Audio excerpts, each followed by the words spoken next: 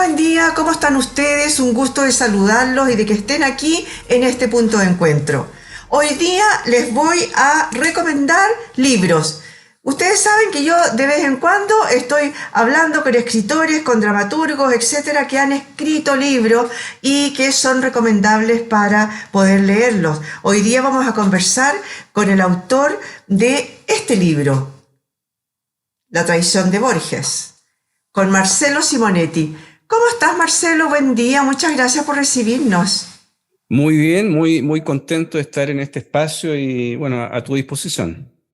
Oye, Marcelo, a ver, hay varias cosas. Primero, bueno, debo confesar que no lo he alcanzado a terminar. Me falta, estoy por empezar el número 63, Ok, ¿no? Me faltan como unas 80 páginas por ahí, más o menos. Así que no tengo muy claro para dónde va a terminar, porque esta cuestión ha ido dando unas vueltas insólitas, ¿no? Increíble.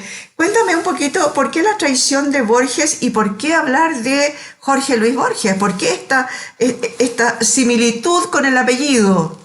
claro. Mira, bueno, esta novela la escribí hace bastante tiempo, yo creo que entre el ¿Mm? 2000 y el 2003, 2004. La mandé a un concurso en España, que era el Premio Casa de América, la narrativa innovadora, y ganó el primer lugar, ¿no? Y a partir de ahí se publicó en España, llegaron algunos pocos ejemplares a Chile. Y como acá en Chile no circuló como debía, porque llegaron pocos ejemplares, y los que llegaron también llegaron a un precio prohibitivo, siempre tuve la intención, el deseo de que el libro pudiera circular de buena manera entre los lectores nacionales. Y es por eso que postulamos a un fondo del libro y la lectura el año pasado, lo ganamos y bueno, tal como tú dices, ya se hizo realidad esta novela, ¿no? La traición de Borges. ¿Y por qué Borges? Bueno, básicamente porque dentro de los escritores que son referentes para mí, Jorge Luis Borges es súper importante.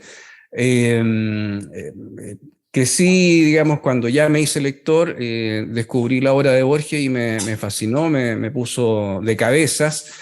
eh, y, y creo que, bueno, yo creo que dentro de los autores latinoamericanos debe ser el más importante, más allá de que no haya incursionado en el género de la novela.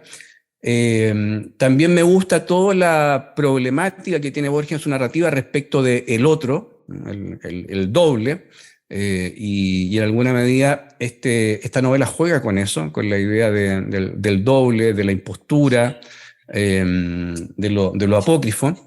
Y por otro lado, sentí que a Borges se le debía una historia de amor. Y dentro de esta novela, por la vía del falso Borges, también se vive una historia de amor. Entonces, todos esos componentes de alguna manera dieron forma a esta novela. Y hay otra cosa que a mí me interesaba mucho, que era el juego entre la ficción y la realidad, que también digamos, lo empleé en otra novela que se llama El fotógrafo de Dios, que habla del fotógrafo Sergio Larraín. Y me interesaba entremezclar esos dos planos al punto de que el lector no tuviera demasiada claridad si lo que estaba leyendo había sido verdad o era básicamente el fruto de un imaginario. Oye, a ver, conversemos. Yo hice una muy breve presentación tuya. Digamos que tú eres escritor, dramaturgo y guionista, que has escrito cualquier cantidad de novelas, libros, cuentos, has tenido N premios por distintos lados. Cuéntame un poquito cuántos libros tienes ya. Mira, en términos de libros para adultos, yo tengo eh, sí, 4 novelas y 2 libros de cuentos. Y para el mundo infantil tengo, yo creo que una docena o cerca de 15 libros infantiles, muchos de ellos álbumes ilustrados. Qué bien. Que no Oye, lo ilustro, que no lo sí, ilustro yo, perdón. sino que una ilustradora o un ilustrador. Ya, oye, es que sale extraño, hay una cosa distinta ahí en ti, y es que tú escribes tanto para personas adultas como para pequeños. En general, los autores como que se circunscriben, por ejemplo, en novela y siguen por ahí por la novela, hablemos, de repente suena raro el decir novela para adultos o libros para Claro. adultos, ¿no? Pero en realidad es para cualquier persona, en realidad, ¿no? No tiene que ver con la temática, me refiero, sino que más bien con solamente el tema de la edad. Y tú incursionas en los dos ámbitos. Sí, soy bastante curioso en términos creativos. O sea, Ujú. no solo estoy en el mundo de adulto y en el mundo infantil, sino que también, tal como tú decías, en distintos géneros, porque hago guiones, hago dramaturgia también, hago periodismo, escribo historias de no ficción. Entonces, esa misma curiosidad también me lleva a trabajar para distintos públicos. Y en esa lógica, a propósito de lo que tú decías de los libros para adultos, que uno dice esto y piensa cualquier cosa, ¿no? Pero a mí me gusta entender también la literatura para niños como libros que son concebidos para los adultos, pero que también pueden leer los niños. ¿Ah? Que ahí hay un matiz importante porque yo siento que los niños y las niñas son sujetos con derechos y con un pensamiento crítico, son lectores inteligentes, y me gusta plantearles historias que de alguna manera los desafíen, ¿no? No me gusta tratarlos como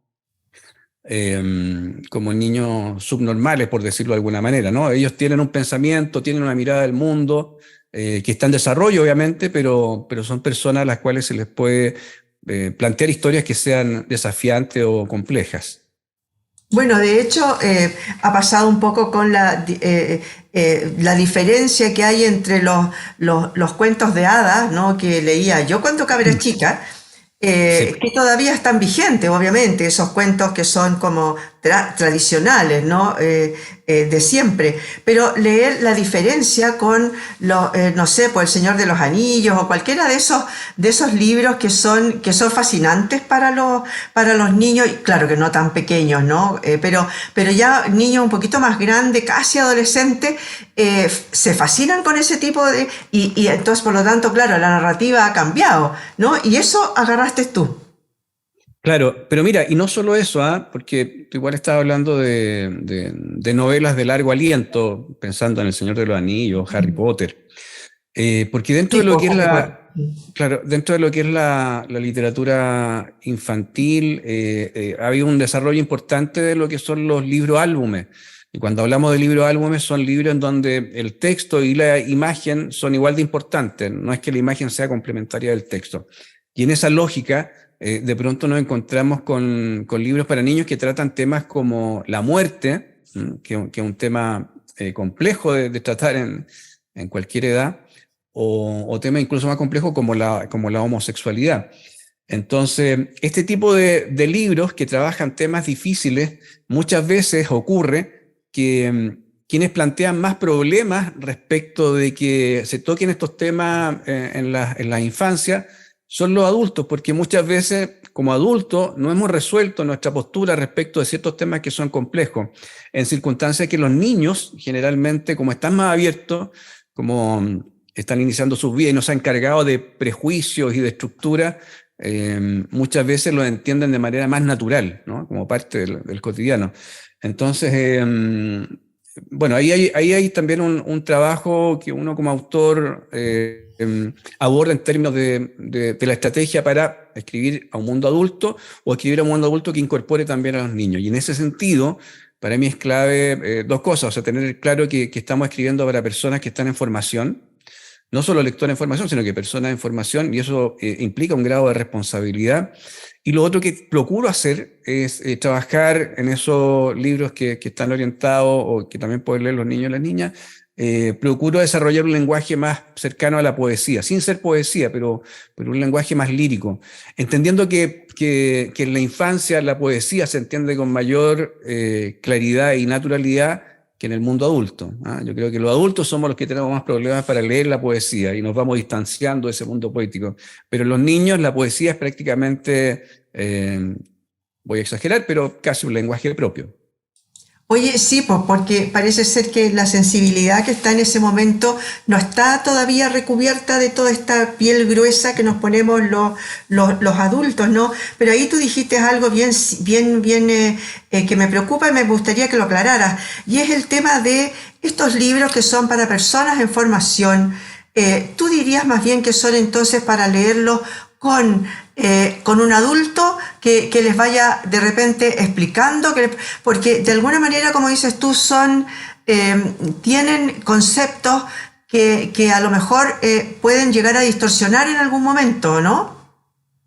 Sí, o sea, mira, yo creo que hay de todo, ¿ah? Pero siempre es bueno, sobre todo cuando estamos hablando de niños menores de 8 años, Ujú. sí, más o menos, la mediación de la lectura, Claro, que haya un adulto que medie entre el libro y el niño, o que lo guíe cuando menos. claro. Yo me acuerdo que en mis tiempos, cuando era niño y cuando fui padre de mis hijos que eran chicos, tenía por costumbre leerles cuentos o inventarle historias antes de dormirse, ¿no? Y ese ejercicio yo creo que es clave y lamentablemente se ha perdido, ¿ah? Hoy día con el tema de las pantallas, del computador, de la televisión, de los celulares, muchos padres, bueno, ocupados por el tráfago del mundo moderno, abandona a sus niños y los deja al cuidado de una pantalla, ¿no? Y se ha perdido esta relación que es muy rica respecto de la lectura, ¿no? Y de participar en el proceso lector de nuestros hijos o de nuestros nietos. Y en ese sentido, sobre todo en las primeras infancias, yo creo que es fundamental el acompañamiento de un adulto, ¿no? Por un lado, para empujar al niño a que abrace la lectura como un ejercicio cotidiano, y en segundo lugar, para poder dialogar respecto de lo que las historias van diciendo, ¿no? O sea, yo entiendo la lectura no solo como un ejercicio de entretención, sino que también como una forma de aprendizaje. Y eso es clave. Me acuerdo de un amigo que hace mucho tiempo que no lo veo en todo caso, pero él decía que no leía novelas porque sentía que las novelas eran invenciones, ficción, y a él le interesaba leer cosas, historias reales. Pero en las novelas, y en general en las historias de ficción, muchas veces vas a encontrar más verdades o una verdad más profunda que la que puedes encontrar en un, no sé, un libro de historia o un libro, digamos, de no ficción. Entonces, la lectura es fundamental para todos. Yo, desde que me hice lector, me cuesta vivir sin libros, ¿no? Siempre estoy, digamos, con un libro en la mochila o en la mesita de luz y siento que es una forma de darle sentido o de encontrar el sentido de la existencia humana, es una forma también de aprender de otra experiencia. Cuando tú lees, de alguna manera, lo que haces es pensar o mirar el mundo con los ojos de otros, con los ojos del autor. Y eso también es súper importante cuando vivimos en sociedad, ¿no? Yo necesito tener o asumir que mi punto de vista o mi mirada de mundo no es el único que existe, no es el único válido, que hay muchos otros. Y la lectura de alguna manera también te pavimenta el camino para eso, ¿no? Para entender que la verdad que yo puedo tener respecto de ciertas cosas no es la única, y hay otras, y es importante que nosotros nos interesemos en el otro. Y ese proceso o esa forma de entender la lectura, creo que es fundamental que en los primeros años el proceso de lectura sea guiado, ¿no? Siempre entendiendo que la lectura, más allá de lo que he dicho, es un gozo, es un descubrimiento, es también un juego. Oye, tú dijiste desde que me hice lector. ¿Y desde cuándo te hiciste escritor? Bueno, escritor, yo creo que, o sea, la primera vez que yo escribí algo de ficción fue para un concurso del Mes del Mar en mi colegio. Yo soy de Valparaíso, hice toda mi enseñanza básica y media allá. Y en los colegios de Valparaíso el Mes del Mar es como un hito dentro del año, ¿no? Se celebra. Bueno, la proximidad del mar y todas las actividades marítimas son importantes dentro de cualquier puerto. Y ahí recuerdo que hubo un concurso literario y yo dije, asusado por la profesora de castellano en ese entonces, no se llamaba Ujú. lenguaje, asusado por ella, decidí escribir una historia. Y una historia bien ñoña, digamos, porque eran dos peces que se iban de vacaciones. ¿Ah? Claro. Yo estaba en octavo básico. Y le pasaban una serie de peripecias en esas vacaciones. Lo envié al concurso y resultó ganador. Y me llamó la atención que una historia que no era verdadera, o sea, una ficción, pudiera cautivar, en este caso, a los profesores que hicieron de jurado. Y a partir de ahí comencé a descubrir un cierto gusto por la posibilidad de inventar mundos. y si bien seguí escribiendo de manera un poco intermitente en la enseñanza media, ya fue en el año, a ver, no, ya había salido de la universidad, entré a un taller literario con Jaime Collier, el 91 me parece que fue, y a partir de ahí el tema de la escritura se hizo como un ejercicio más cotidiano, ¿no? Y me interesé y empecé a leer pensando en poder escribir, y ya en el año 99 mandé, me acuerdo, un cuento que se llama El Umbral a un concurso en España, que es el concurso de La Felguera, que es el más antiguo de habla hispana y que, no sé, en aquella oportunidad llegaron cerca de 3.000 ejemplares o cuentos de todo el mundo.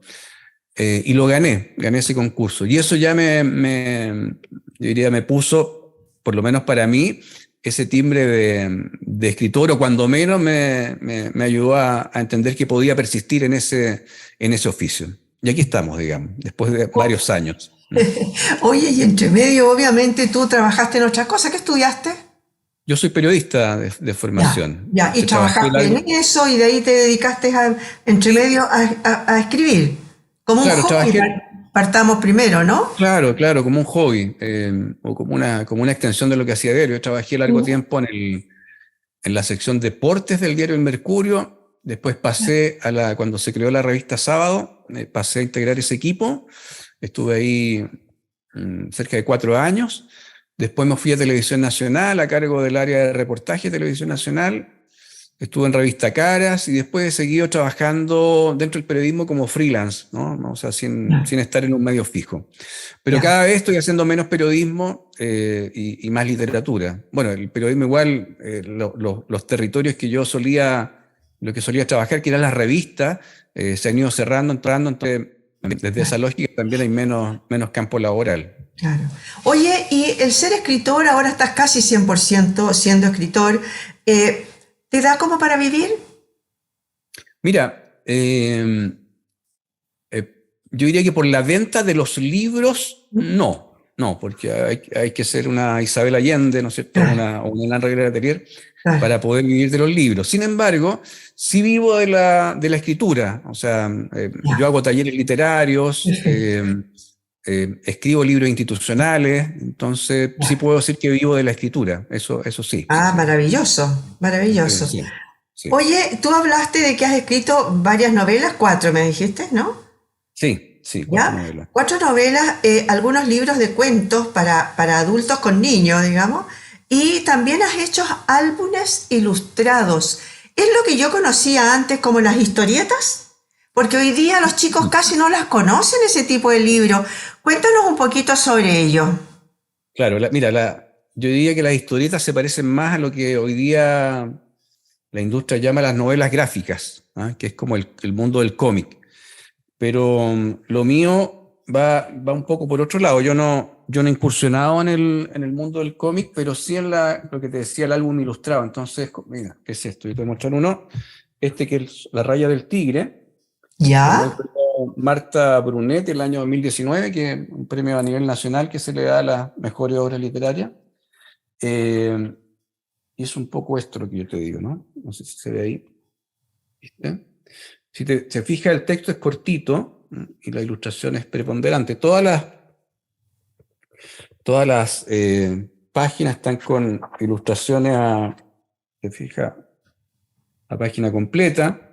Y ahí se va desarrollando la historia. Esta es una historia que yo quiero mucho porque es la historia de un tigre que descubre una ciudad distinta a la selva donde él vive y piensa que es como el lugar ideal para los tigres, pero de pronto se encuentra que hay unos animales bien distintos a él en este lugar y que están como tristes, con problemas.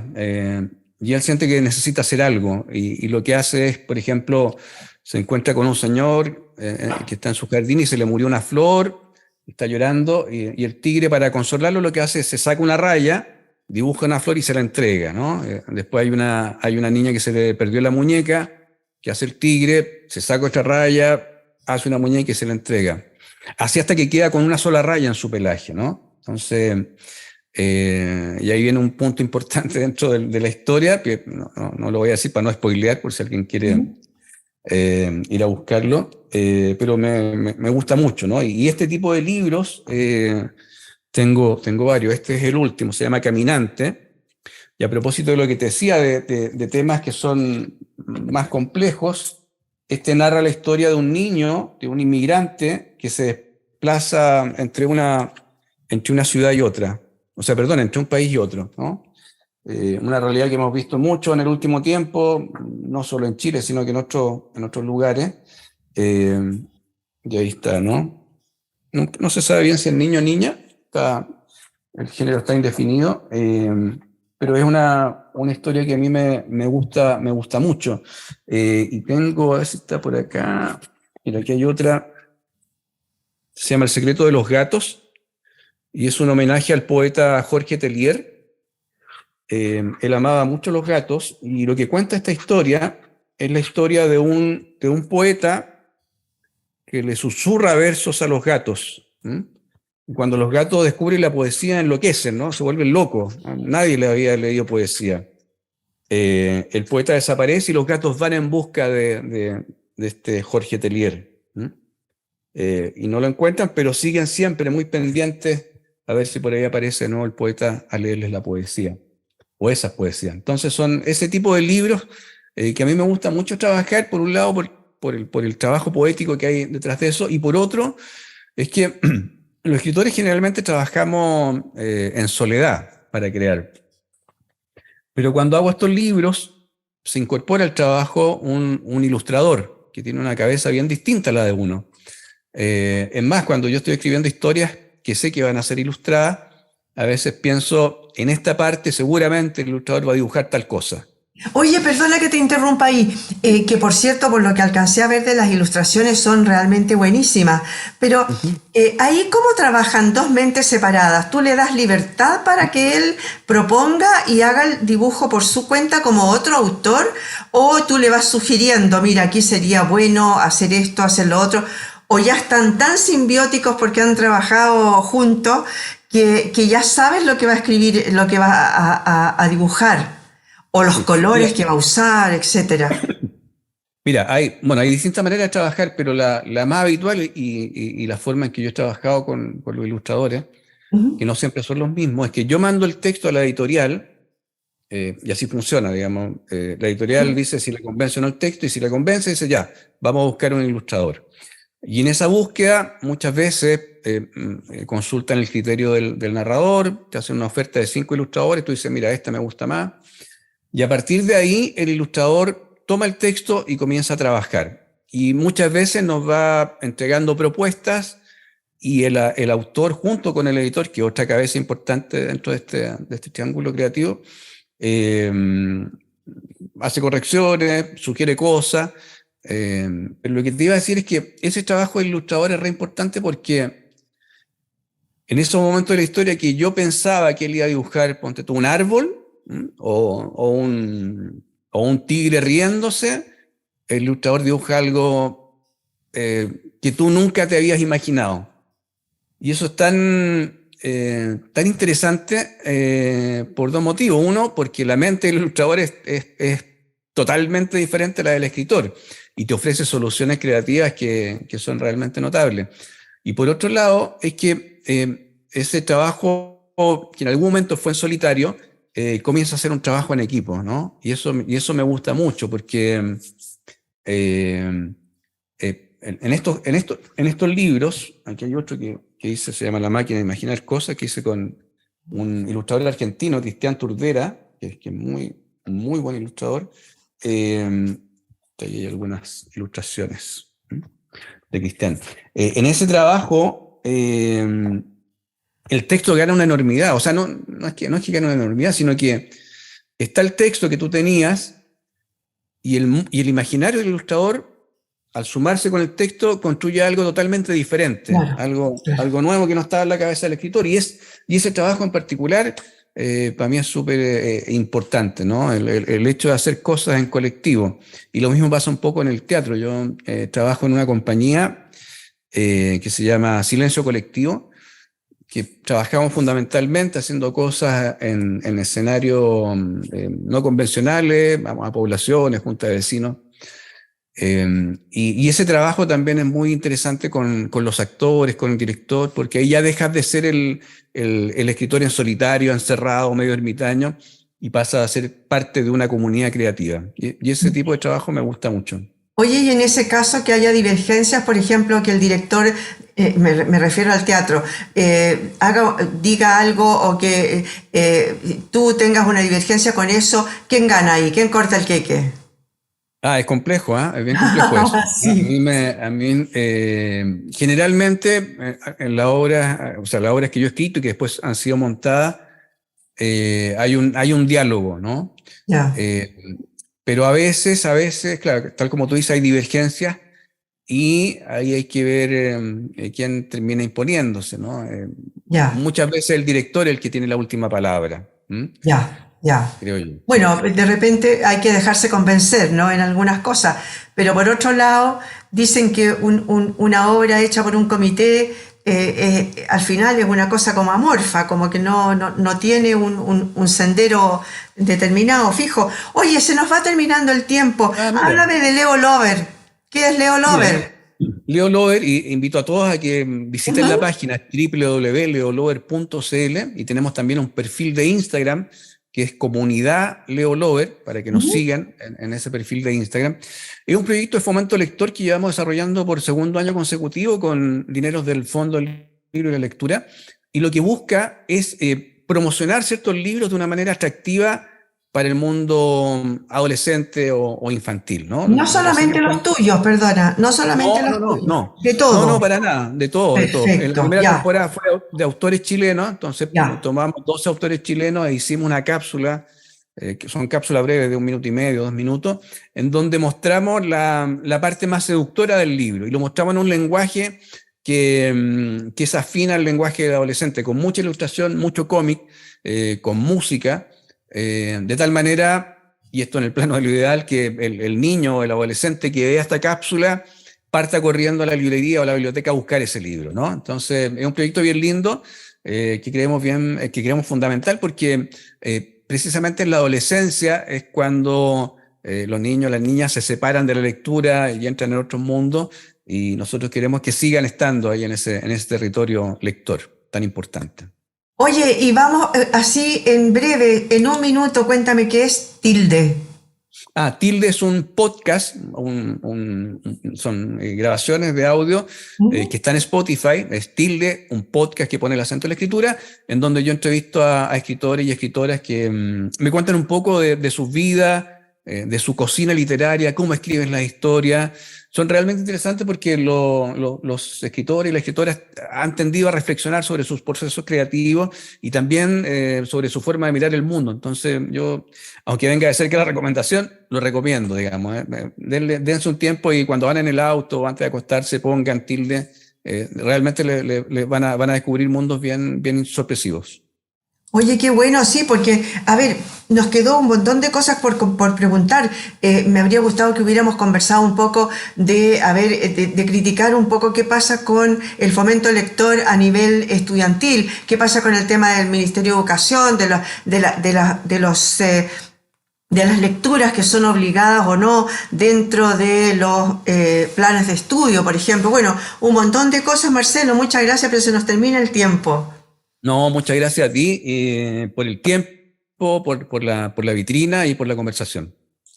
Marcelo, por favor, conversamos con Marcelo Simonetti, escritor, dramaturgo, guionista, ha escrito N novelas, ha escrito libros de cuentos y álbumes ilustrados para leerlos con los niños.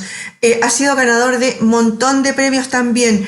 Y está presentando ahora su último libro, que en realidad es una representación porque es un libro que ya escribió hace un tiempo y que se llama La La traición de traición, Borges. la traición de Borges. Muchas gracias por haber estado hoy día con nosotros, señoras y señores. Esto fue Punto de Encuentro. Muchas